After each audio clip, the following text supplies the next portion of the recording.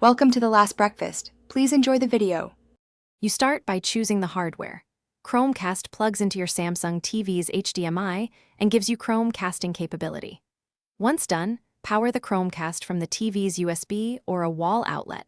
Make sure your phone is on the same Wi-Fi network. Open the Google Home app and follow the device setup prompts to name the Chromecast and connect it to Wi-Fi. You do this because Samsung's native Tizen OS doesn't run Chrome. The Chromecast acts as the browser host for your TV. Once the Chromecast is configured, you use Chrome on your laptop or phone to send content to the TV. On desktop, click the three-dot menu Cast, or on mobile use Sharecast. Select the Chromecast you named earlier.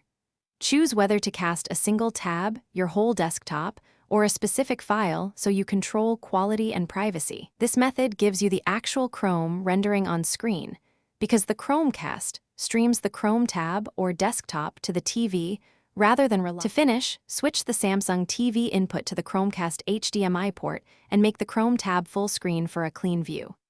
If you see lag or stuttering, move the router closer, switch to 5 GHz, or use a wired Ethernet adapter for the Chromecast to reduce latency. If the Chromecast doesn't appear in Google Home or Chrome, restart the Chromecast, your phone, and the router. Make sure all devices are on the same network. This single device approach is the reliable way to get Chrome on your Samsung TV.